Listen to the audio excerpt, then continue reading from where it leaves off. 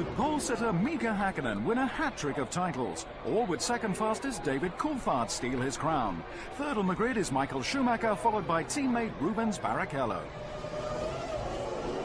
F1 2000 is go.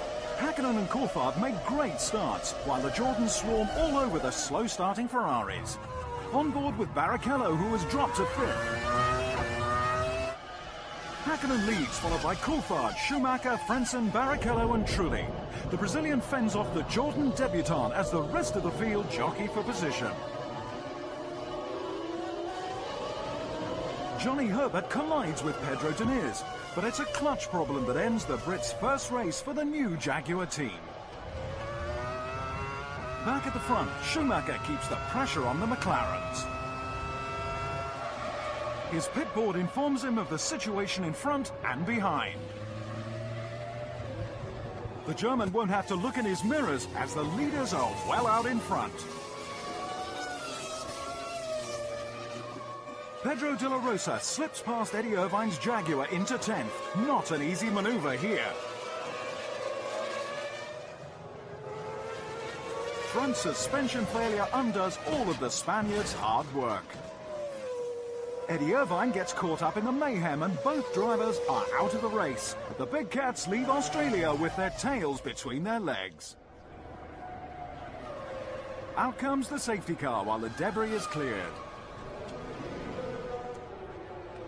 Hakkinen's early efforts come to nothing. The rest of the field bunch up behind him and no overtaking is allowed. This is a very frustrating time for the Finn. At the restart, Coulthard's misfiring McLaren Mercedes is forced to pit. The mechanics quickly spot a small engine fire, costing the Scot valuable time. But at least they've managed to get him back out. Mercedes Motorsport boss Norbert Haug looks concerned, and he has every right to be as pneumatic valve failure takes the Scot out of the race.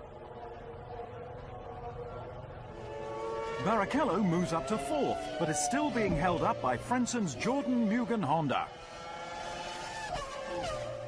McLaren's race goes from bad to worse as Hakkinen's engine cries enough. A great sight for Schumacher. The German takes the lead as the Finn slows. Hakkinen has suffered the same problem as his teammate. McLaren's extensive winter testing didn't get rid of all the car's gremlins. Ferrari are having no such problems. Can Schumacher win for the first time in Australia? Ross Brawn could make it a Maranello 1-2. The team's technical director could leapfrog Barrichello over Frentzen through a change in pit stop strategy. Can the master tactician aid the Brazilian? Just behind, Trulli's hopes of a podium finish go up in flames.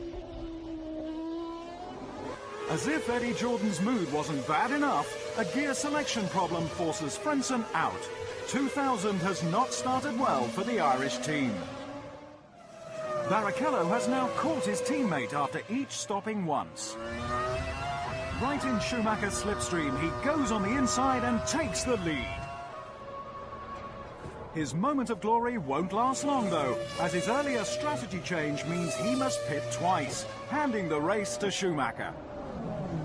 Barrichello is unlikely to match Nigel Mansell's feat of winning first time out for Ferrari. Third place is a great result for Ralf Schumacher. A little slide is not enough to stop Ralph's older brother from making history.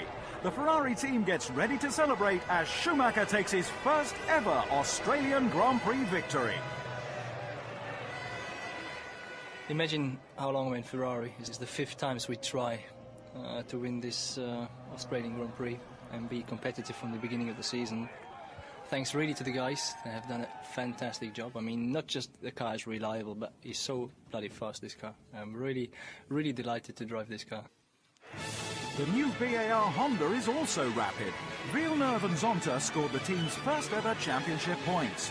Mika Salo lost 6th place due to a technical infringement on his Sauber.